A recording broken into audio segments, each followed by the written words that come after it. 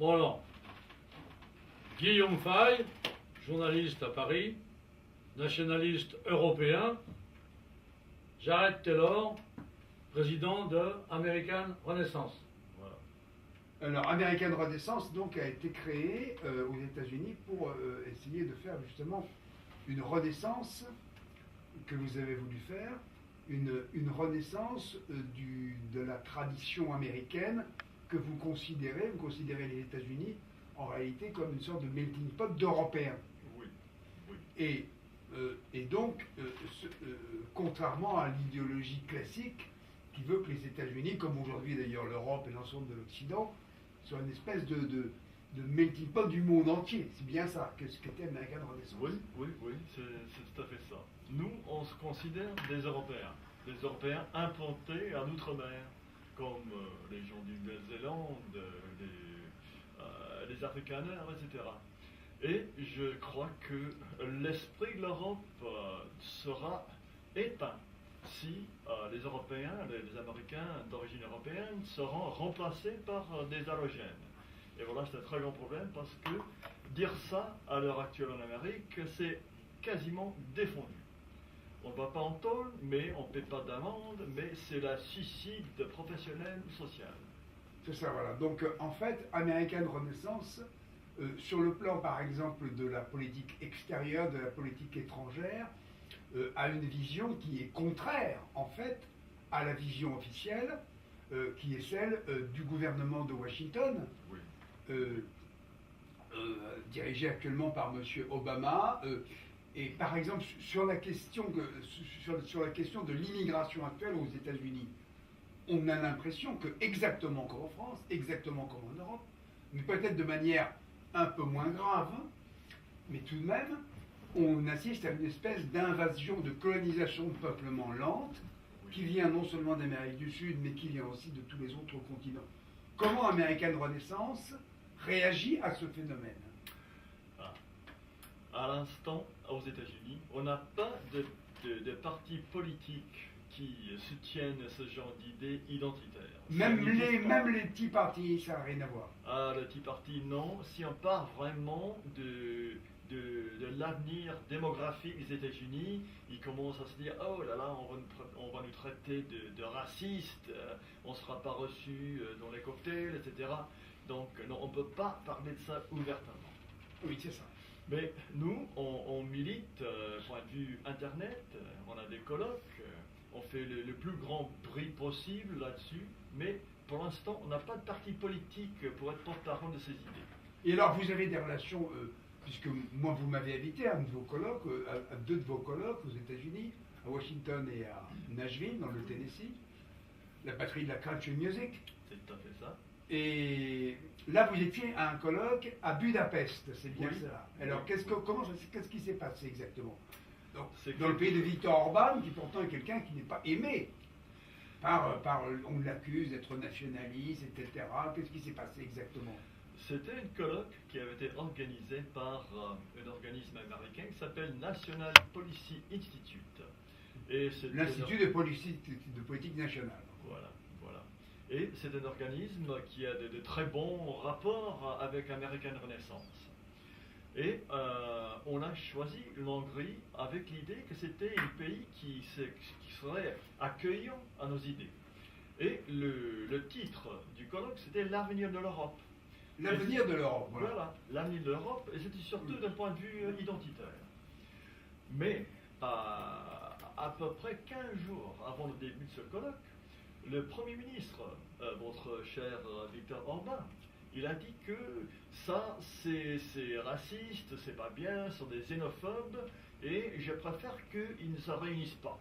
Il n'a pas interdit carrément, mais à peu près une semaine avant, il a donné des ordres au ministre de l'Intérieur de prendre toutes les mesures légales pour empêcher le congrès d'avoir lieu.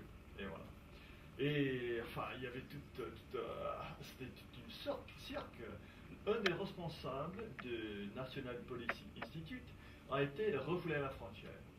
L'autre, il est arrivé à Hongrie, mais il avait passé des petites annonces par courriel pour dire que je serai une telle bar à un certain moment.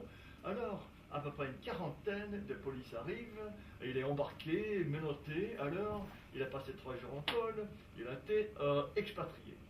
Ah, Et oui, aussi, bien entendu, la salle a annulé le contrat et l'hôtel avait réservé toutes sortes de chambres pour les invités. Eux aussi, ils ont annulé tout, mais à peu près la moitié des gens.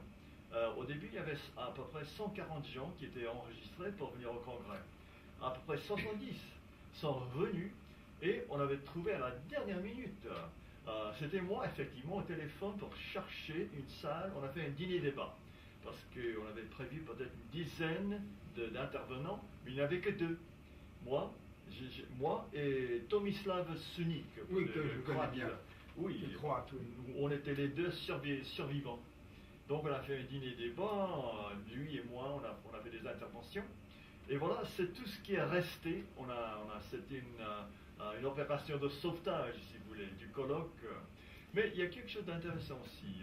Je crois que celui qui avait provoqué le plus de problèmes chez les Hongrois, c'était le philosophe russe, Alexandre Dugin. Oui, alors Dugin qui est pour l'euro-Russie, Oui. mais qui est anti-européen en réalité, plus ou Oui. moins, il est plus ou moins anti-européen. Oui, franchement, je comprends pas très bien ce qu'il dit. Il est très philosophe, il est très abstrait, mais cette idée de l'Europe-Asie, je ne comprends pas très bien, mais je crois que c'est les Hongrois. Les Hongrois avaient peur de lui.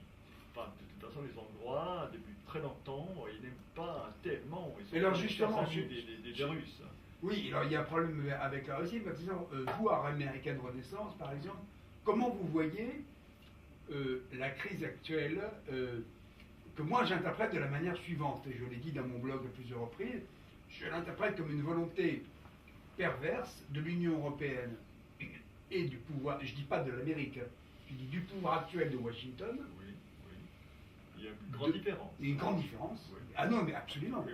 Absolument. De même, il y a une grande différence entre les autorités politiques françaises ou européennes et les peuples européens et leur intérêt, évidemment. Oui. Même contre le gouvernement hongrois et la Hongrie. Bon. Mais d'essayer de casser des liens de solidarité entre le peuple russe, qui pourtant a voté Poutine à 90%, à 60%, les peuples européens et les peuples blancs nord-américains. Il y a quand même cette volonté-là. Oui. Donc comment vous imaginez, vous analysez, notamment dans les milieux américains que vous représentez, la crise actuelle avec l'Ukraine? Avec l'Ukraine. À propos de l'Ukraine, plutôt. Oui. Et je ne suis pas du tout spécialiste Oui. dans ce sujet.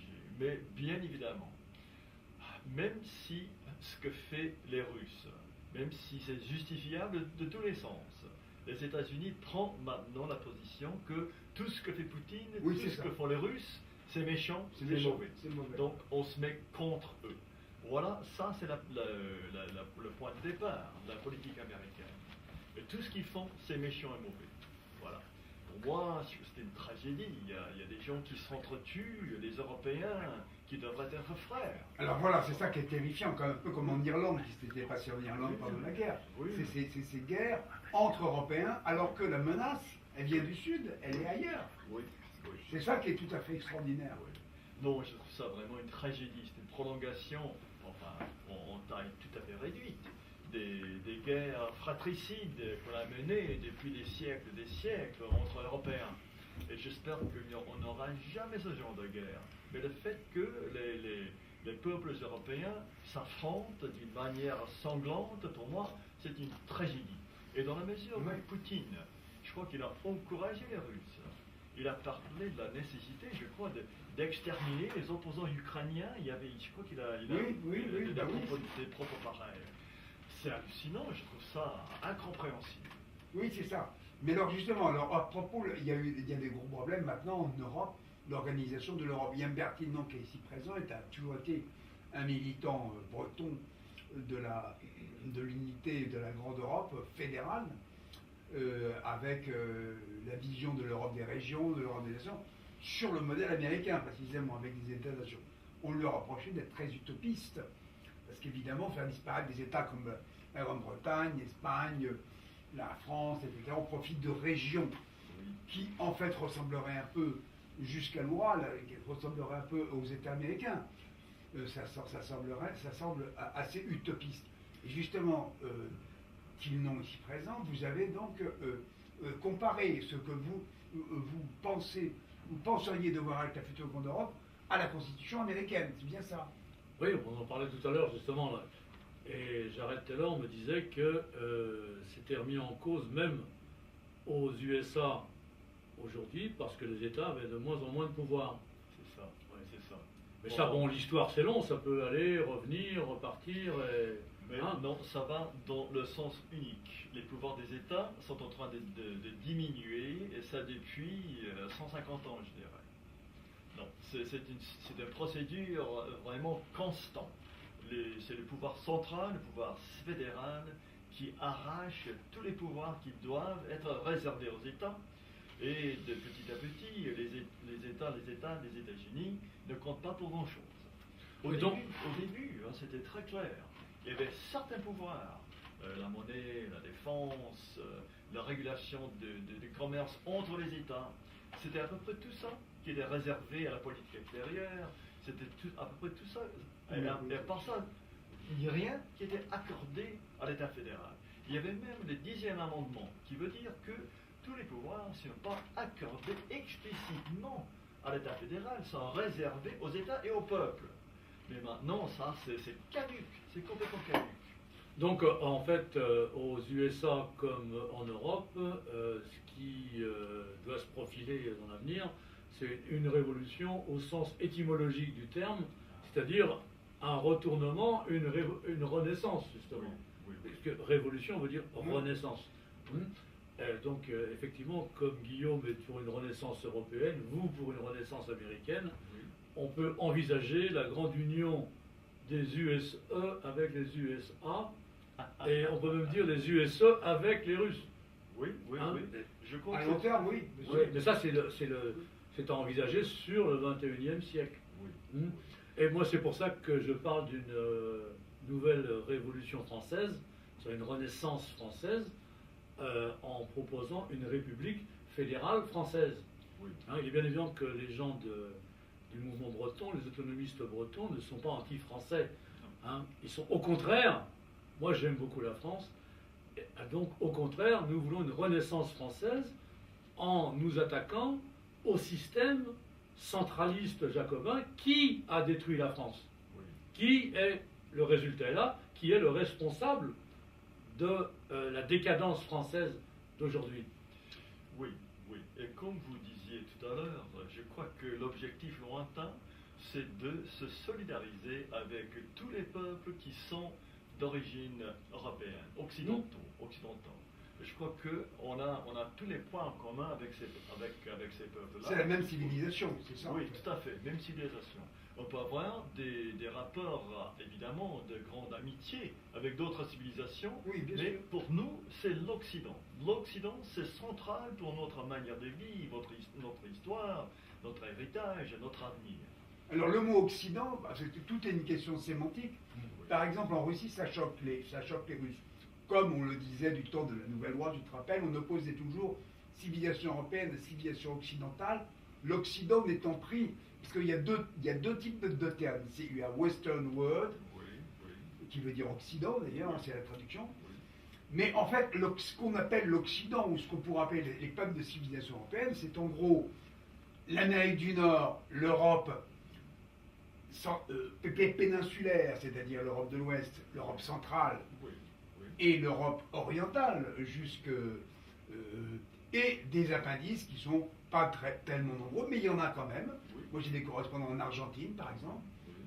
Il y a l'Australie, il y a la Nouvelle-Zélande, donc l'ancien Commonwealth, le monde commun britannique. Mais où il y a une culture commune, mais il n'empêche que l'ensemble de ce qu'on pourrait appeler ce monde commun, comme disaient les Grecs, il y a un mot grec qui le dit, ce koinon, ce monde commun, est menacé aujourd'hui à l'échelle de la planète. D'abord par un problème démographique, et d'autre part, comme le dit Éric Zemmour d'ailleurs dans son livre sur le suicide de la France, qui ne se limite pas qu'à la France, par une tragédie des valeurs, dont l'immigration n'est que la conséquence, c'est pas la cause. C'est une tragédie des valeurs. Est-ce qu'aux États-Unis, on assiste, comme aujourd'hui en Europe, à la même idéologie sur le plan de, par exemple, l'éducation nationale en France qui s'effondre complètement, l'égalitarisme généralisé, Oui. la gender theory, la théorie du genre? Est-ce qu'on assiste au même phénomène qu'en Europe ou notamment en France? Écoutez, toutes ces formes de folie originent aux États-Unis. Oui, vient des États-Unis, Voilà, oui. voilà. Ça Souvent, vient des États-Unis. oui. Bah, surtout de New York. Non, mais pas vraiment, forcément. même Washington, dans les milieux universitaires, Harvard, Yale, c'est tout pareil, c'est tout pareil. Le peuple américain, le peuple ordinaire, les gens populaires, ils ne sont pas totalement empoisonnés par ce genre de choses. Mais ils n'ont pas de moyen de résister. Ils n'ont pas de porte-parole. Mais non, tout ce qui est mauvais en France, point de vue de l'avenir de la nation, on trouvera ça probablement à un degré encore plus approfondi aux États-Unis. Mais alors, on a l'impression que les États-Unis, par un certain nombre de théories, notamment la théorie du genre, mais ça vient aussi de France. Il ne faut pas oublier les philosophes français comme Derrida, oui, etc., oui, qui oui, étaient oui, considérés comme C'est vrai. la French Theory, C'est vrai. Simone de C'est vrai. Beauvoir, Oui. on ne naît pas femme, on le devient, etc. Oui, oui, oui. Ça vient aussi de France. Hein. Vous avez raison. Vous avez Ça tout à vient fait aussi raison. de France. Ça vient pas d'Espagne, ni Derrida. de Grande-Bretagne, Derrida, Oui, Foucault, oui, etc. oui, quand même. Bon. oui. Mais on a l'impression qu'aux États-Unis, il y a le poison, même si on peut dire il vient des États-Unis, Oui. le poison touche moins les États-Unis que les Européens. Moi, ce qui m'a frappé, par exemple, quand j'étais aux États-Unis, c'est de voir dans les rues des écoles avec des enfants en uniforme, très bien habillés, etc. On voit plus du tout ça en France. Mais c'est un nombre- Mais ça dépend peut-être des États, justement. Ça dépend peut-être des États. S'il y a encore une certaine autonomie des États, ils ont encore la liberté, Mais ça, c'est pas quelque chose qui dépend de certaine l'État. liberté. Ce sont des écoles privées, mais ça ne dépend pas du tout de l'État. Mais ce sont des écoles payantes, et il y en a qui insistent toujours à ce qu'on porte l'uniforme. Mais c'est un nombre très réduit. Très réduit. Oui, oui, oui. Est-ce qu'aux États-Unis, il y a le même problème qu'en France de dégradation du niveau, de la qualité Ah, de l'éducation, de l'apprentissage de la langue, de l'histoire? On a appris l'histoire de France. Dans les collèges français, on apprend l'histoire de l'Afrique maintenant. tous les ans, il y a un reportage sur les scores, sur les tests. Et on dit toujours la même chose. Oh, c'est catastrophique, ça baisse. Quoi faire? Mais comme en Quoi France. faire? Oui, tout à fait comme en France. Pareil. C'est toujours la même histoire. Oui. En tous les cas, en France aujourd'hui, on assiste à une décadence de plus en plus rapide, qui est une décadence totale.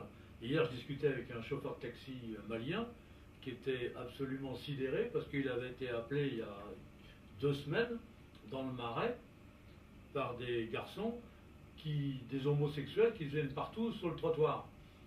Alors, Sur le trottoir. et donc sur la voie publique. Oui. Bon, le gars, c'est pas un intégriste musulman, mais enfin quand même.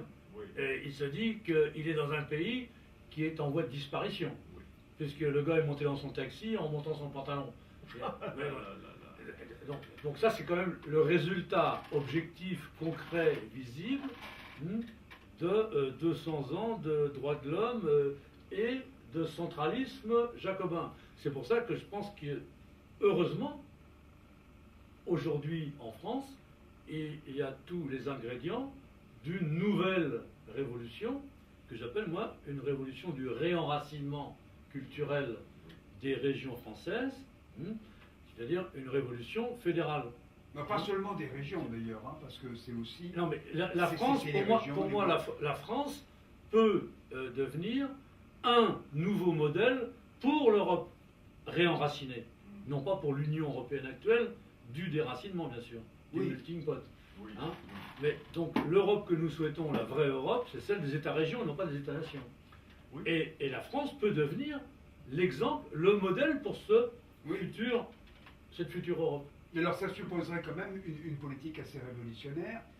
On le voit aujourd'hui avec le mouvement en Bretagne des bonnets rouges, qui a une réminiscence du XVIIe siècle, révolte fiscale contre les mesures fiscales. On le voit aussi avec, sur un problème qui est le mariage gay, le mariage homo, les grandes manifestations, là, ce qu'on appelle la manif pour tous. L'autre jour, il y avait 5 à 600 000 personnes dans les rues. La police de l'État socialo-communiste français, Oui. socialo-communiste, moi j'ai dit communiste, État communiste, a dit non, il n'y en avait que 75 000. Le défilé a duré 4 heures, il y avait 75 000 personnes, bref. Donc on a l'impression qu'il y a quand même parmi le peuple de souche qui commence à se révolter, une prise de conscience de tous ces phénomènes. Il y a une prise de conscience globale.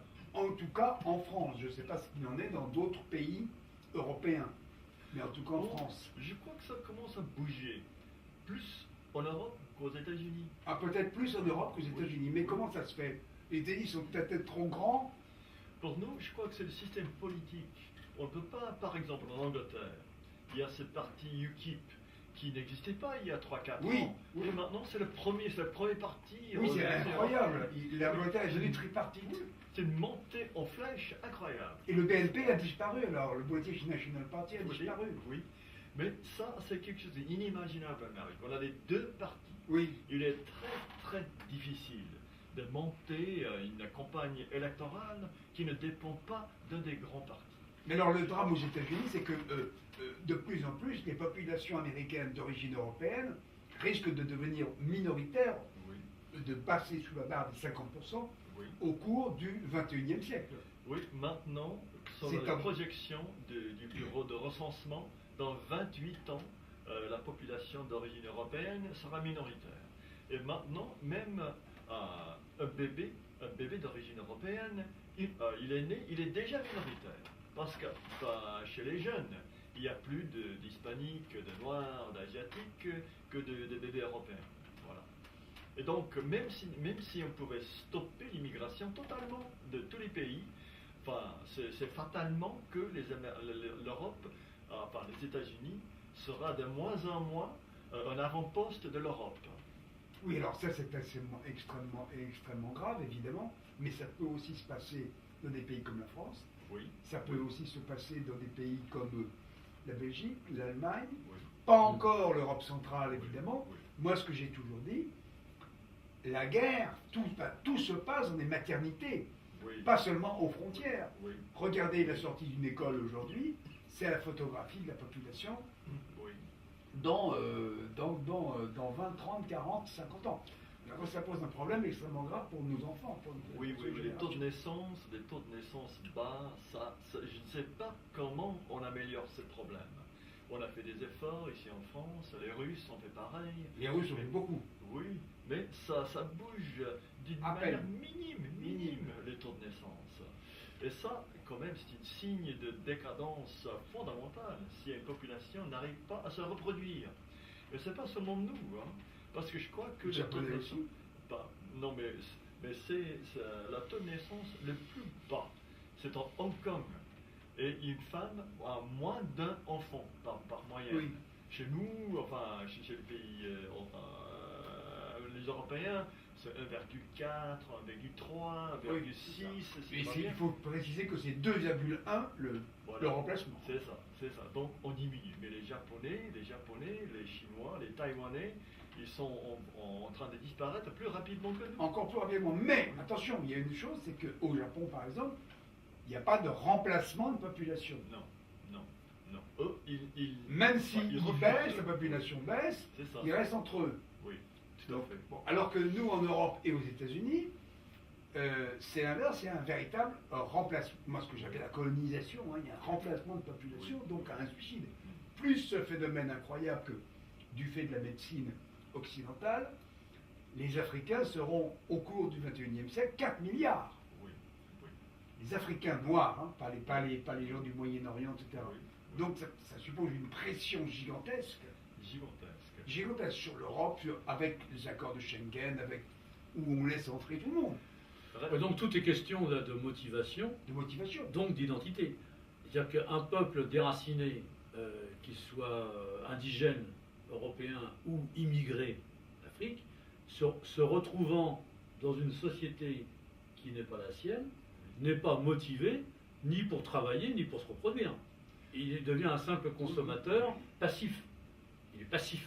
Il est passif dans l'histoire parce qu'il sort de l'histoire. Et il redevient actif dans l'histoire que s'il retrouve un enracinement. Et l'enracinement, il n'est pas forcément d'ailleurs biologique dans le terroir, il est dans un projet de société et de nouvel État.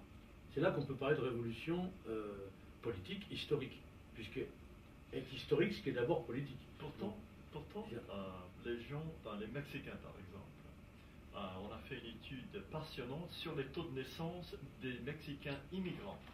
Alors, on se dit toujours que les taux de naissance sont plus élevés dans le tiers-monde. Mais, en Amérique du Nord, les Mexicains qui viennent en Amérique... Comme les Turcs en Allemagne. Oui, ont plus d'enfants que ceux qui restent au Mexique. Et c'est pareil que chez les Turcs. Les Turcs en Allemagne, c'est pareil. Oui, parce qu'ils se trouvent dans un pays qui est plus riche, ils ont des moyens plus aisés. Alors, bon, on va se faire pas mal d'enfants. C'est comme ça que ça se passe. Même, c'est ce qui est intéressant. Ils ne sont pas chez eux du point de vue culturel, historique. Mais ils deviennent chez eux au bout d'un moment. Oui, mais il y a instinctivement, il y a peut-être aussi instinctivement cette réaction de conquérant. Le conquérant, oui, c'est ça. De la même façon que, moi j'ai remarqué à Paris, les femmes d'origine européenne vont beaucoup plus facilement, spontanément, vers le mâle immigré que vers le mâle indigène. C'est-à-dire que instinctivement... Autochtone. Oui, autochtone ou indigène. C'est instinctivement celui qui vient d'ailleurs, qui n'est pas sur son propre territoire, à lui, est instinctivement considéré par l'élément femelle, par la féminité, comme plus fort, puisqu'il occupe un terrain qui n'est pas le sien. Donc, pour d'évidentes raisons génétiques, elle va se reproduire instinctivement, elle est tentée de se reproduire, du moins, avec un mâle dominant. C'est exactement comme les matous qui se battent quand une chatte est en chaleur pour se reproduire. La chatte accepte le matou, le mâle dominant, qui a chassé les autres. Donc ça nous demande, est-ce qu'il n'y a pas une dévirilisation? Donc ça c'est une thèse très très grave, une dévirilisation de l'homme d'origine européenne, de manière globale. Pas forcément les... Et est-ce que justement la haine qu'on a vis-à-vis de M. Poutine, par exemple, d'un point de vue psychologique, partout, quand on lit la presse européenne, la presse française, avec Khodorkovsky, qui a été emprisonné puis libéré, etc., il y a une espèce de haine de ce patriotisme russe. Bon, il a mis en tôle pendant 2 ans, il les a fait libérer, les Femen, pas les Femen, comment ça s'appelait, c'était ça, n'est-ce pas? Ces girls, je ne sais pas comment on appelle ça, qui avaient fait une manifestation dans la... les Pussy Riot. Les Pussy Riot. Pussy Riot, voilà, c'est ça. Qui avait fait une manifestation absolument hallucinante, scandaleuse. Alors qu'en France, ils ont fait la même chose à Notre-Dame. Donc en Russie, ils l'ont fait dans la cathédrale du Saint-Sauveur, que nous avons visitée, qui est le centre de l'église orthodoxe russe, reconstruite par Yeltsin, parce que ça avait été démoli par les communistes, pour construire une piscine à la place. Et alors qu'en France, les femmes qui ont fait des manifestations à moitié nues dans Notre-Dame, en mutilant des cloches, etc., ont été relaxées par la justice, et non seulement relaxées, mais les gardes, les vigiles qui les ont mises dehors ont été condamnés pour violence contre des femmes. C'est extraordinaire, comme un vers sur disant l'État français laïque, il n'y a pas de blasphème en France. Donc on a l'impression que Poutine est détesté par tous les gouvernements européens et le gouvernement américain y compris, parce que il a interdit la gay pride, il a interdit aux homosexuels d'adopter des enfants. Ce qui semblait évident, je veux dire, il y a seulement 10 ans, pour n'importe quel pays. Donc il y a une espèce de dévirilisation, et ça c'est vrai, de tous les peuples européens. Non, mais ça c'est la loi de l'histoire. Oui, c'est l'histoire, mais il y a quand même quelque chose d'incroyable, parce que tous les autres peuples nous regardent et disent, mais ils deviennent fous, donc on va les envahir. Ils acceptent que les hommes se marient entre eux, que les femmes se marient entre elles. Il y a des choses incroyables qui se passent. L'Europe ne protège pas ses frontières, on est envahi en permanence. La marine italienne et la marine espagnole qui sont là pour protéger normalement la Méditerranée, au lieu de protéger, elles aident, au contraire, elles sauvent les immigrants clandestins qui en profitent, qui viennent de plus en plus nombreux. Oui, oui, oui, oui. Alors, autre chose incroyable au point de vue politique étrangère, et là les États-Unis sont responsables, la France et la Grande-Bretagne aussi, on fait une guerre contre ce pauvre Kadhafi, Ah, attaché oui, en oui, l'air. oui. Alors, l'aviation britannique et l'aviation française, ravitaillée par les avions américains, parce qu'on n'en a pas pour ravitailler, bon, Oui, renverse le pouvoir libyen. Résultat, oui. Le chaos. le chaos complet, les islamistes prennent le pouvoir, mieux vaut d'ailleurs une dictature que l'anarchie. Les islamistes prennent le pouvoir, ils envahissent le Mali. Monsieur Hollande, qui n'a plus de budget militaire, il est quand même obligé d'envoyer des militaires pour... C'est du n'importe quoi, je veux dire.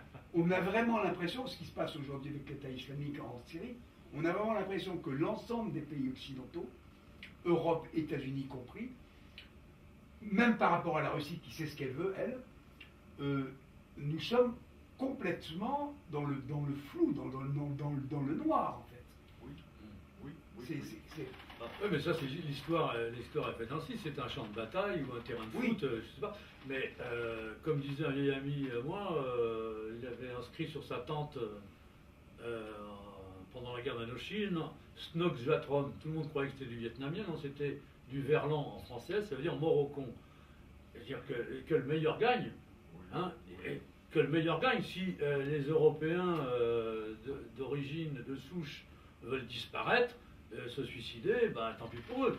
Si c'est l'islam, les djihadistes qui sont les meilleurs, hein, la loi du plus fort est toujours la meilleure.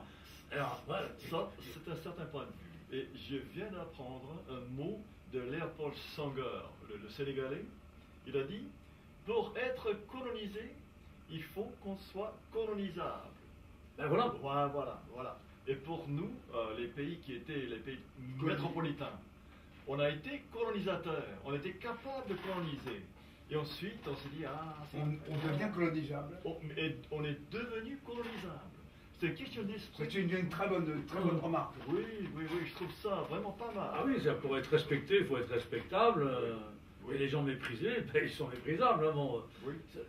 Quel est aux États-Unis l'objectif, c'est un objectif métapolitique, je veux dire, d'American Renaissance, à long terme, À long terme. ou à moyen terme, disons. Oui. Ça, c'est pour provoquer d'une manière ou autre la renaissance dont on parlait. Cette conscience du fait qu'on ne peut pas une civilisation européenne sans Européens. Ça, c'est essentiel. Mais si on parle de cette manière-là, en Amérique actuelle, on est vraiment mis à quart. Il faut petit quand même, apprendre aux Américains d'origine européenne, d'avoir une certaine fierté pour voir que l'avenir pour leurs enfants, les petits-enfants, ça devient de plus en plus sombre si les Européens seront remplacés par des gens qui ne sont pas capables de mener une civilisation occidentale comme nous. Voilà notre objectif. Mais alors, donc c'est un objectif pour l'instant, au American Renaissance, Au c'est un niveau objectif. éducatif. Ce niveau éducatif, c'est au niveau, on pourrait appeler ça métapolitique, Oui. donc c'est au niveau culturel en fait, métapolitique, Oui. mais ce n'est pas lié à un parti politique par exemple précis. Non. Malheureusement, on n'a pas de parti politique. En Europe, ça commence. Bon, il n'y a pas de parti politique, qu'on dirait, voilà le parti politique parfait. Mais chez les Danois, par exemple, c'est le People's Party en Oui, anglais, People's Party. Oui, voilà. Et chez les Autrichiens, on l'appelle Pologne, en Belgique, le Front National, ça a changé un peu depuis Jean-Marie. Mais tout de même, il y a des gens qui disent alors la France doit rester française. On peut dire ça et être homme politique. Alors chez nous, impossible, absolument impossible. Pourquoi? Pour quelle raison? Parce qu'il y a une... Parce que c'est le suicide mental. Je ne sais pas, pour moi c'est la grande question. Pourquoi les pays qui étaient colonisateurs sont devenus colonisables? Parce que l'histoire est cyclique et rien n'est définitif et éternel en ligne droite. Mais jamais dans l'histoire du monde, un peuple qui avait le pouvoir de résister, le pouvoir matériel pour résister à la colonisation, à supporter ce genre de choses. Mais maintenant, on avait le pouvoir matériel, mais on n'avait plus le pouvoir spirituel. Spirituel. Oui. Mais ça, c'est ça. Bah, c'est ce qui s'est passé à la fin de l'Empire romain aussi. Hein. Pourquoi Euh, l'Empire est devenu décadent Alors, pourquoi il y a eu le Moyen-Âge après Alors, là, on oui. est dans un nouveau Moyen-Âge qui commence. Oui, Oui, alors, Oui, il y a un historien britannique dont le nom m'échappe, qui est un spécialiste, qui a vécu en Italie. Enfin, c'était un Britannique. Corélie Barnett. Oui, je crois que c'est son nom. Oui. Il vient de publier un livre sur la décadence de l'Empire romain. Ah. Très intéressant. Mais c'est un archéologue. Donc, sa grande thèse, c'est que à partir du IVe siècle, il a fait des analyses archéologiques, notamment des tessons, etc., dans l'Angleterre du Sud, qui avait été romaine, l'Angleterre du Sud. Et il a dit, en gros, on a reculé de 10 siècles sur le plan technologique, sur le plan, etc. Hein, on est revenu à l'âge de fer, très rapidement. Il n'y avait plus d'échanges, etc. Mais sa thèse, c'est quand même qu'il y a eu, évidemment, un déclin intérieur de l'Empire romain qui a empêché de lutter contre les invasions, mais il dit quand même, il y a eu deux causes essentielles malgré tout. C'est les invasions germaniques, à l'ouest, et les invasions arabes, 4 siècles plus tard, contre l'Empire byzantin, à l'est. Les invasions germaniques n'étant pas très graves, que ça s'est rattrapé, puisque c'est des peuples qui étaient très proches. Oui. Les Gallo-Romains, Oui. je veux dire, les Saxons qui sont arrivés du Danemark et les Angles par le nord étaient assez proches des Celtes. Mais par contre, contrairement à notre position actuelle, nous, c'est la première fois depuis très longtemps, en Europe comme aux États-Unis, que volontairement, sans combat, sans guerre, sans rien, C'est ça. parce que même du temps de l'Empire romain, il y avait quand même des invasions, ils arrivaient quand même. Oui. Ils se battaient, ils perdaient des batailles, etc. quand même. Bon. Là, il n'y a ni guerre, ni bataille. Les armées européennes, l'agence Frontex, les réfugiés qui sont en fait des envahisseurs, hein, Oui, c'est des oui, envahisseurs. oui. Ils arrivent, on les sauve, on les aide, on ne leur tire pas dessus. Hein. Oui. Quand ils arrivent en France, par exemple, les clandestins bénéficient de l'aide médicale d'État, Oui. c'est-à-dire qu'ils sont soignés, payés plus qu'un petit retraité français de souche, un petit breton, un petit bourguignon qui est là depuis 5 générations, 10 générations. Donc c'est la première fois dans l'histoire qu'on voit des peuples. Oui. Et les Russes ne sont pas dans ce cas-là, c'est une exception, c'est une parenthèse, Oui. qui acceptent sans combat de se faire envahir, Oui. qui applaudissent. Oui. C'est une chance pour la France. Oui. Edwy Planel, il est breton, Edwy Planel. Hum. Le breton Edwy Planel, D'origine lorraine. qui dirige Mediapart. Il vient de sortir un livre, Vive l'islam, je ne sais pas quoi, en disant la France a une chance extraordinaire, c'est que la France est le pays en Europe où il y a le plus de musulmans. C'est une chance extraordinaire. Comme si un cancer dit, c'est une chance extraordinaire que j'ai un cancer. C'est une chance extraordinaire. Bon, dialectiquement, ça peut s'expliquer aussi, parce que c'est aussi une chance effectivement Oui, ça peut extraordinaire être dialectique, oui. qu'un peuple soit provoqué à ce point-là Oui, mais. pour le faire réagir. Ah bah oui, non mais c'est ce que je dis. L'histoire étant dialectique, c'est action-réaction. Heureusement qu'il y a des femmes voilées. Ben, oui, si, Ah oui. s'il y a réaction. S'il y a réaction. Par exemple, en Bretagne, Faut qu'il y ait heureusement que la France a eu la volonté de coloniser, de franciser ce qui s'appelait Braise avant, hein, parce que ça a provoqué en réaction un mouvement linguistique, politique, à partir de la Révolution, fédéraliste, qui a produit aujourd'hui des dictionnaires de médecine, des dictionnaires d'informatique, des dictionnaires d'économie, de mathématiques, etc., ce qui n'existe pas au Pays de Galles, par exemple, Oui. hein, où la langue est restée à un niveau moyen. Hein, alors que la langue le breton moderne, comme l'hébreu moderne, par exemple, en Israël, hein, est devenu une langue de civilisation du 3e millénaire. Mais en fait, finalement, c'est grâce à Oui. cette francisation Oui. qui a provoqué la réaction. Alors, il faut aussi Oui, mais à condition penser qu'il y ait une à ça. réaction. À condition qu'il y ait une réaction, bien sûr. Oui. Et ce qu'on voit aux États-Unis, la population d'origine européenne, ça diminue, mais même s'il y a une Elle réaction, comprend, non? oui, même s'il y a une réaction, quand on est 25% de la population, alors à quoi bon ça? Et je crois que peut-être la France est vouée au même avenir. C'est une question de temps. Mais je pense pas que c'est une question de quantité, c'est une question de qualité des combattants, de ceux qui réagissent. Oui. Bon, en Algérie, par exemple, les gens du FLN, ALN, en 54-55, je crois, 54, oui, n'étaient que quelques dizaines. Hein. Oui. En 62, ils n'étaient que 3000. Hein. Et 99% de la population algérienne était pour la France. Il y avait 300 000 harkis, c'est-à-dire 300 000 combattants algériens dans l'armée française. Hein, et ce sont quand même les 3000 garçons du FLN hein, qui ont gagné. Oui, ils ont été aidés par De Gaulle. Ils ont été aidés par De Gaulle. Donc c'est une question c'est pas une question de quantité, c'est une question de volonté. C'est vrai. C'est une question de volonté. Et de c'est une question démographie aussi. d'esprit. Et de démographie aussi. D'état d'esprit, et donc d'esprit de l'État. C'est ceux qui veulent créer un nouvel État. Oui, on est d'accord. Qui sont vainqueurs dans l'histoire, Oui, puisque oui. l'histoire est faite par les États. Oui, mais elle est faite aussi par la démographie. Regarde ce qui s'est passé au Kosovo. Le Kosovo est devenu musulman, n'est plus serbe, parce que les Serbes faisaient un enfant par famille, alors que les musulmans kosovars faisaient 5 enfants par famille. Alors au bout d'une génération, ça change tout. Oui.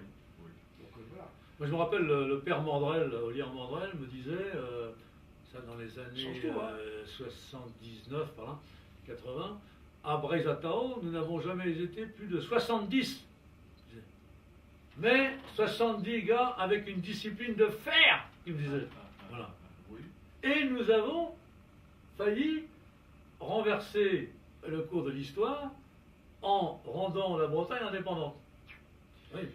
Oui, c'est vrai, mais tout de même, je suis d'accord avec Guillaume Fay de ce point de vue-là. La démographie, ça compte pour beaucoup. C'est Auguste Comte qui a dit c'est la démographie, c'est le destin.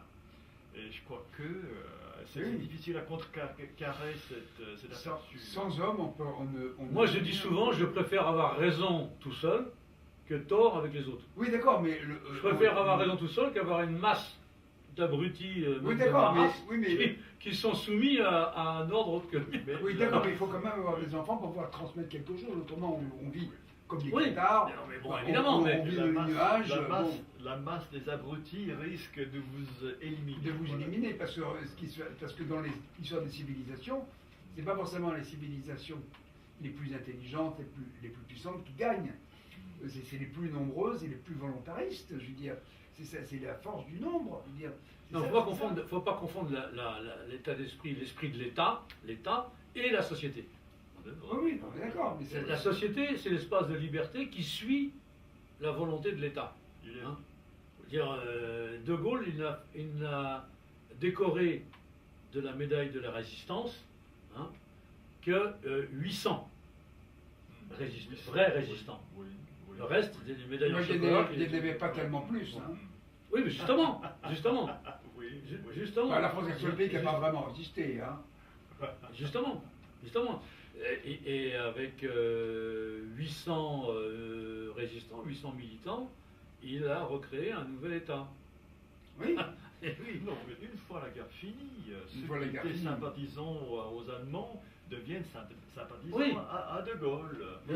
C'est pas du tout difficile à comprendre. Bien sûr. Bon, à Berlin-Est, ils étaient nazis, nationaux-socialistes jusqu'en 1945. Oui. Hein. Oui. Après, ils étaient communistes. Oui. Hein, et maintenant, ils sont capitalistes pour le libéralisme. Qu'est-ce qui a changé? C'est pas la population. Non. Hein, c'est le pouvoir. On change le pouvoir, on change la tête, le corps suit. Il faut quand même une population, parce que l'Allemagne actuelle, dans 150 ans, ou même avant, l'Allemagne actuelle, il n'existera plus. Parce qu'ils vont plus d'enfants, ça sera la Turquie, ça sera autre chose. C'est ça qui est dramatique, c'est ça qu'on oublie, parce qu'une civilisation repose, quelle qu'elle soit, repose sur un socle anthropologique, qu'on le veuille ou non. La culture espagnole, la culture catalane, la culture hongroise, la culture écossaise repose pas seulement sur, comme on dit souvent, pour le référendum écossais, je me suis bien amusé parce qu'ils nous ont dit, il y a un Écossais, ils sont très à gauche, les Écossais qui ont voté pour l'indépendance. Ils disent, alors il y avait un Français qui était en Écosse et qui votait, qui était français. Moi, j'aurais été français à l'école, j'aurais pas voté. Je dis, moi, je suis charentais, je suis pas écossais. Je suis pas, oui, bien sûr. Oui. Je disais, mais c'est pas grave. Même un Africain peut voter s'il habite en Écosse. Il n'y a pas de.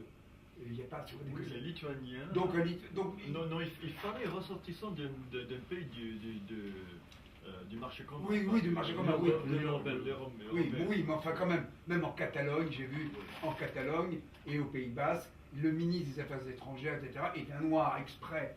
Donc, on a vraiment l'impression qu'il y a une déconnexion de la réalité.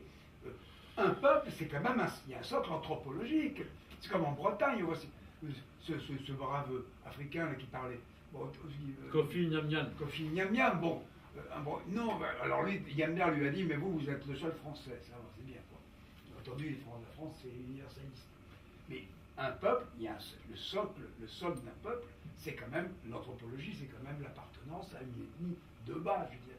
C'est biologique, c'est évident. Après le moment où ça disparaît, on ne fait plus d'enfants, ça disparaît. Alors au Japon, c'est le cas, il y a un effondrement démographique. En Chine aussi d'ailleurs. Oui. Mais au moins, il n'y a pas d'immigration, donc ça peut repartir. Il n'y a pas de remplacement. Oui. C'est ça qui est très important. Oui. C'est pour ça que la chute démographique, Oui. c'est grave, mais ça peut se rattraper, ça peut repartir. L'avion peut redécoller. Oui. Mais s'il y a métissage, et s'il y a arrivé d'autres peuples, c'est fini. C'est terminé. C'est absolument terminé. Oui, mais on peut attends, moi je ne veux pas me faire l'avocat du diable, mais on peut se dire aussi que un peuple qui disparaît n'a que ce qu'il mérite. Ah mais oui, mais bien sûr. Oui. Pourquoi pas? Ah, non, oui. Je reviens encore que le meilleur gagne. Oui, non, mais bien sûr, mais toi, tu appartiens à un peuple qui veut dire que moi, je gagne. C'est comme si tu es joueur d'une équipe de football et tu dis, de toute façon, on s'en fiche, qu'on perde ou qu'on gagne, que le meilleur gagne. Dans l'histoire de l'humanité, mais c'est la volonté il y a des peuples qui disparaissent, d'autres qui arrivent. Ah oui, bien sûr. Je n'arrive pas à prendre cette position philosophique sur mon propre peuple. Excusez-moi. Oui, mais bon. J'en suis pas capable. Moi, je regarde objectivement les choses et j'essaie de connaître. Oui, mais d'accord, il faut être à la fois objectif et subjectif. Oui. Il faut aussi dire, objectivement, c'est vrai que le meilleur gagne, ça c'est partout.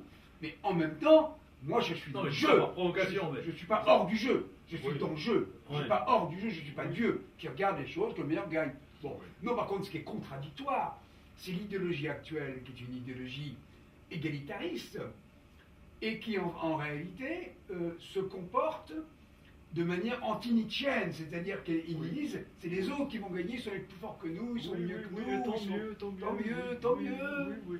Ces jeunes femmes africaines qui ont plein d'enfants, tant mieux. Tant mieux, mais alors nous, non, on n'a pas le droit, nous on est féministes pour nos femmes, mais eux, non, par contre, eux c'est génial, ils ont le droit d'avoir des tas d'enfants, etc. Avec une contradiction absolue, d'ailleurs ils sont à la fois féministes et pro-islamiques, c'est complètement dingue. Bon. Mais ça, c'est moi qui me fascine, c'est qu'il y a quelque chose qui est propre à la fois à l'Europe de l'Ouest et aux États-Unis et au Canada, et même à l'Argentine. Moi, j'ai des correspondants argentins. Et que, étant donné qu'en Russie, des gens autour de Poutine, on sait très bien, c'est pas un grand démocrate, tout le monde le sait. Ça n'a jamais été le cas en Russie d'ailleurs. Ils étaient démocrates, ils étaient ivres papados comme Yeltsin. Mais un type comme Poutine, qui essaye de rétablir des valeurs patriotes, tout le monde se jette sur lui, se jette sur lui, parce qu'il ne menace pas, je veux dire, il ne menace pas. Khodorkovsky a déclaré dans un dîner-débat à Washington il y a 3 jours, j'ai vu ça, attention, vous risquez, au gros, il va provoquer la 3e guerre mondiale. Je veux dire, comme me l'a dit l'ambassadeur de Russie, les États-Unis ont 11 porte-avions, la moitié du budget militaire mondial, la Russie n'a pas un seul porte-avions. On ne sait même pas si ces missiles nucléaires fonctionnent, on fait croire qu'ils vont provoquer la 3e guerre mondiale. Alors c'est une petite puissance militaire. Le budget militaire russe en termes de monnaie constante est très faible, il faut le savoir. Je veux dire. Bon, mais oui, je veux dire, c'est équivalent au budget militaire allemand, français ou britannique. Bon, mais oui, bien sûr. Mais ce qui choque, c'est pas du tout ça. On fait croire que c'est un grand danger qui menace l'Occident, etc. Mais en réalité, c'est pas du tout ça. En réalité, c'est que l'idéologie ils ont très peur, et on le voit très bien dans certaines parties de droite en Europe, que l'idéologie que véhicule le pouvoir russe, de patriotisme, en gros, se diffuse un peu partout. C'est ça, ils ont très peur de ça. Ils ont très peur de ça. Ils ont très peur de ça. Ils ont très peur de ça. Oui, parce que ça remet en question justement le système mondialiste actuel. Ah oui, Ouais. bien sûr, Ouais. bien entendu. Et il y a des pro-Poutine aux États-Unis comme en Europe occidentale, et ils en ont très peur, évidemment. Ouais, donc, en fait, pour résumer. Et Poutine n'est pas du tout quelqu'un que j'admire spécialement. Pour résumer et pour désigner l'ennemi, c'est le mondialisme. Et le mondialisme touche toute la planète.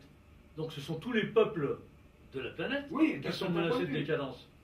C'est-à-dire qu'un Nous Sénégalais. d'abord, nous Non, d'abord. mais attends, un Sénégalais qui est obligé de venir ici avec sa famille pour devenir balayeur avec un uniforme et un balai en plastique vert est aussi victime que le français de souche du système mondialiste. Mais Oui, Puisqu'il mais est- c'est d'un point de vue. Puisque économiquement, il est chassé de son Oui, pays. ah bah oui, bien Dire. sûr. Donc, c'est toute la planète qui est touchée. Dire, c'est un phénomène mondial. Comme l'a dit le mot mondialisme d'ailleurs. C'est-à-dire, moi, je suis pour un mondialisme patriotique. Hein, et non pas C'est-à-dire que c'est universaliste, la thèse. cosmopolite. Oui. Moi, je suis pour c'est- Oui, mais- une terre entière, une planète enracinée. Hein. La diversité, c'est chacun chez soi. Ça, c'est la Oui, bien diversité. sûr, absolument. Oui. Paradoxalement, ce qu'ils appellent la diversité dans le cosmopolitisme, c'est l'uniformité, C'est l'uniformité. puisque c'est le métissage. Tu la vraie diversité. Ah oui. C'est la vraie diversité. Et on Puisque appelle ça diversité. C'est le Oui. métissage Oui. en jean et en basket, Oui, avec mais un c'est- Walkman oui. sur la tête, et avec une boîte de Coca-Cola dans une main et un hamburger dans l'autre. C'est-à-dire, Bah, ça, c'est l'uniformité. Bah, c'est-à-dire que c'est le rêve du métis universel. Hein. Moi, je préfère voir un Sénégalais ou un Malien en boubou à Paris plutôt qu'en jean et en basket. Oui. Hein. Oui. Et Oui, paradoxalement, bien sûr, bien sûr. je pense qu'une musulmane qui est habillée selon sa coutume hein, est beaucoup moins dangereuse ici hein, que celle qui est en jean et en basket. Oui, mais moi Parce je qu'elle- préfère qu'elle soit dans son costume traditionnel, dans son pays. Oui, oui, mais d'accord. Mais en fait, quand elle est en costume traditionnel ici Oui, dans le c'est- métro, c'est- elle reste dans son pays. Oui. Bien. Oui, mais on va lui donner Ça un reste une passeport, touriste. quelque part. Ça reste une Oui, touriste. oui, oui. Bien. Dire, bon, moi, à la limite, elle me dérange pas. Ou beaucoup moins que celle qui est américanisée ici. Dire, ou new-yorkisée plutôt. Tu comprends? Dire, c'est ça la vraie diversité, c'est pas l'uniformité des cosmopolites. Absolument d'accord. Dire, Donc, à la limite, moi je suis négrophile. Dire, Oui. oui, je défends les Africains, Oui. comme Non. je défends les Arabes et les musulmans Je veux- chez eux. Je veux absolument que tous les peuples gardent leurs traditions, leurs coutumes, Oui. et que tous les peuples que c'est un avenir pour eux, Oui, mais- l'affleurissement de leur culture, de Ici, leur héritage. ici, les C'est immigrés essentiel. sont d'abord des aliénés, c'est-à-dire qu'ils deviennent autres qu'eux-mêmes. Oui. Ils oui, sont oui, déracinés, fatalement. ce sont des malades mentaux, comme les Français de souche qui sont déracinés sur leur propre terrain. Et en plus, Puisqu'ils sont dans une société new-yorkaise cosmopolite Et en plus, ils de veulent- Brooklyn qui n'est pas la leur. Oui, mais en plus, en voulant en plus nous envahir et remplacer notre propre culture par la leur avec la complicité d'élites françaises ou européennes ou américaines collaborationnistes. Et c'est ça la grande question dans notre époque. Pourquoi les élites veulent tuer leur propre... Ça, c'est la thèse de Pour les Zemmour. intérêts, Oui. pour leur Parce que business. Zemmour dit le suicide Pour leur français. business. Pourquoi tous les politiciens français veulent conserver le système centraliste totalitaire jacobin à Paris? C'est parce qu'ils ne veulent pas partager le Grisby. Dire, touche pas au Grisby, ils veulent tous les pouvoirs pour eux à Paris. Ils ne veulent pas le disperser dans des gouvernements et des parlements régionaux. Dire, évidemment. Dire, même De Gaulle, sa grosse erreur d'ailleurs en 58 quand il a fait une 5e République, c'est de reproduire une république centraliste jacobine, alors que s'il avait fait une république fédérale sur le modèle des USA ou le modèle de la RFA qui existait juste à côté à l'époque, l'Algérie serait encore française. Ça serait une espèce de Californie ou de Nouvelle-Orléans avec un gouvernement, un parlement algérien. Oui, à condition qu'il n'y ait interdit l'immigration. Oui, mais il n'y aurait pas besoin de l'immigration, puisque restant française, elle se serait beaucoup mieux développée C'était et la créer thèse- des emplois. C'est la thèse de Le Pen, ça. Ah bon, ils n'auraient pas eu besoin de venir ici.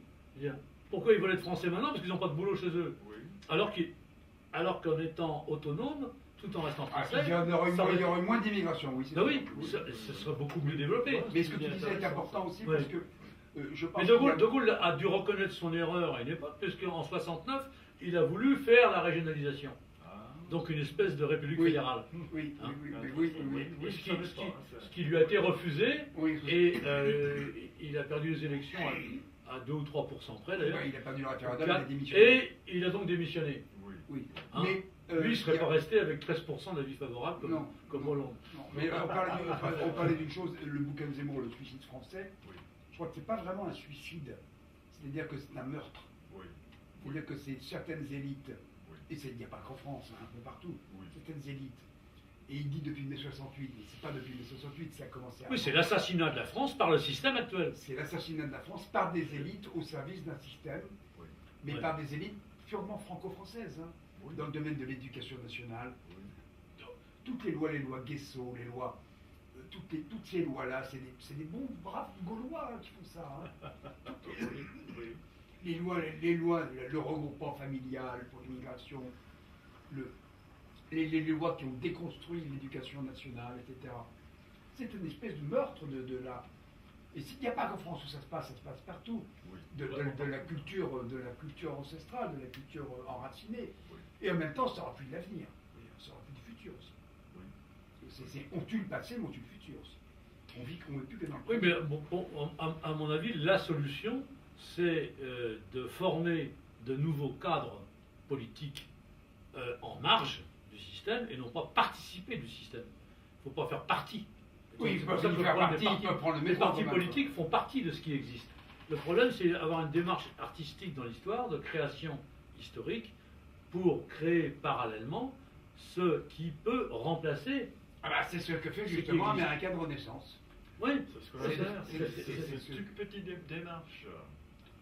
Petit. Oui, mais si- mais à la fin, il faut avoir un certain pouvoir. Et le pouvoir, Oui. ça vient de la politique. Si on renonce à la Voilà. politique, on dit ah non, Si on on est renonce. sécessionniste, on a un esprit spécial, on s'occupe pas de ça, alors ça, c'est renoncer à la victoire. il faut relire Que faire de Lénine. Mais Lénine, il a créé le parti bolchevique C'est vrai, qui c'est a vrai. réussi. Oui, c'est vrai. Mais là, ça, c'est une révolution violente, pas très violente à l'époque, mais je ne sais pas si Non, mais ça passera peut très comme bien ça. se passer de manière pacifique. À partir du moment où il y a un pouvoir qui est beaucoup plus fort, qui devient beaucoup plus fort que celui qui existe, bah, pouf, ça se renverse. En Allemagne de l'Est, en 89, ça s'est passé de manière pacifique. Mais En URSS, 2 ans après, en 91, ça s'est passé de manière pacifique. Mais comme disait à Guillaume Fay, je crois que c'est un assassinat aussi. Les élites, mais les gens normaux, les gens populaires, les quartiers, ils gardent toujours des sentiments qui sont sains. Et je crois que c'est ça qu'il faut mobiliser. Mais les élites, c'est ça qu'il faut mobiliser, mais ils ne s'expriment pas. On a Oui. parlé de majorité Oui. silencieuse, les invisibles. Oui. Beaucoup de gens ont nos idées en réalité. Oui, oui, Mais ils ne tout à l'expriment fait. pas, ils ont peur de l'exprimer. Oui. De même que sous le communisme soviétique, la majorité C'est tout à fait ça, des ils Russes ont étaient. peur de s'exprimer. Ils ont peur de s'exprimer. Oui. La majorité des. Sous le communisme soviétique, la majorité des Russes, moi j'en connais aujourd'hui des Russes qui étaient inscrits au Parti communiste mais qui ne croyaient pas une seconde à ce qu'on leur racontait. Mais ça s'est bouleversé. Mais en réalité, ce qui se passe, c'est que dans les élites occidentales, souvent formées au trotskisme internationaliste, Oui. il y a un ethnomasochisme, il y a une haine de son propre peuple. Oui. Il y a une haine de soi. Oui. Il y a une haine de son propre peuple. On ne risque rien, Oui. ils vivent dans les beaux quartiers, etc. Mais on va faire venir les immigrés, ils chantent pour la France, etc. Il y a une haine, et même culturelle. Même d'un point de vue culturel, on a honte d'enseigner les traditions, etc. Le festival interceltique de l'Orient, bon, quelque chose d'extrêmement raciné, puisqu'il y a toutes les traditions celtiques du pays de Galles, de l'Irlande, de la Bretagne, même je sais plus, de l'Espagne, de l'ouest de Galice. l'Espagne, de la Galice, etc. Mais ils essaient de s'excuser en faisant venir des Africains. Les groupes africains qui n'ont rien à voir avec ça. Parce que ça fait partie de l'idéologie Ça fait dominante. partie de Non, l'idéologie mais de dominante. toute façon, faut pas rêver, le peuple se mobilisera et réagira vraiment, hein, pour des raisons alimentaires. Hein, exactement. Mon père, Oui, qui bah, était oui. parisien, est devenu résistant. Il est parti dans les FFI chez ses cousins en Bretagne, qui avaient une ferme, hein, pour manger. Parce qu'il n'y avait plus rien à manger à Paris. Et il m'a toujours dit, si les Allemands avaient donné à manger à tout le monde, il n'y aurait jamais eu de résistance.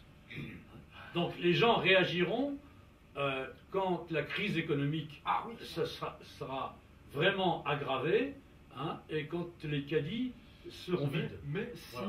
enfin, Et là, ils adhéreront à un projet de renaissance. de cette Non, c'est optique-là, possible, Là, c'est encore le levier ils suivront, la société suivra de nouvelles élites d'État. de cette optique-là, on serait pour la désintégration, pour la destruction de l'économie, pour la faillite des sources d'électricité. Mais moi, je n'arrive pas à dire que moi, je préfère que la société se dégringole de ce point de vue-là. Mais C'est ce qui vous se avez- passe. Vous avez pas dans toutes les manières. Pas, dans toutes les pas manières. encore, mais, Oui, non. faut pas- C'est un levier, c'est un il levier. faut être patient. Oui. Il ne faut pas être trop pressé. Non, mais c'est un levier. Oui. Mais c'est pas le seul. Par exemple, la manif pour tous, Oui. c'était les lois homosexuelles, c'est pas un truc économique. Par contre, la révolte Oui. fiscale des bonnets rouges, en Bretagne, qui en même temps était un peu contre l'immigration aussi, hein, c'est des raisons économiques. L'économie, c'est un levier, c'est pas le seul. Oui. Non, mais après, il faut que le relais soit pris par des Par nouvelles élites oui, politiques. parce qu'il y a une dépossession au sein, par exemple, du peuple français. Oui. Il y a un bouquin qui est sorti là-dessus. Le peuple de souche quitte les banlieues et les centres-villes et va dans les petites villes où il n'y a pas de TGV, où il n'y a pas de choses comme ça, etc. Avec un niveau de vie très pauvre, beaucoup plus pauvre que les banlieues immigrées, beaucoup plus pauvre. Hein. Mais il y a en même temps un sentiment de dépossession culturelle. Oui. On n'apprend plus à leurs enfants les chansons d'autrefois, les vieilles chansons françaises. Oui. Il y a un sentiment de dépossession culturelle qui est très important. Et ça joue. Alors, il y a deux solutions. Ou bien on fait la révolution, ou bien on se révolte, ou bien on s'enferme chez soi. Mais les gens se révolteront quand ils n'auront plus rien à bouffer. J'espère qu'on ne sera pas poussé Non, on à ce sera pas point-là. poussé à Mais ce vous point-là. avez peut-être raison. Pour sauver l'Occident, il faut détruire l'Occident, peut-être. Et pour moi, ça, c'est un conseil. Mais l'Occident, dérisoire. bon, c'est un mot, c'est un concept pour moi géographique, qui veut dire tomber d'ailleurs. Au Cadéré, ça veut dire tomber. Non, mais pour sauver la civilisation, il faut détruire la civilisation. Moi, je préfère parler de civilisation Oui, européenne. non, il faut changer la civilisation. Non, je dirais paradoxalement, pour créer une nouvelle civilisation européenne, ou euro-ricaine, il faut que l'Occident se détruise.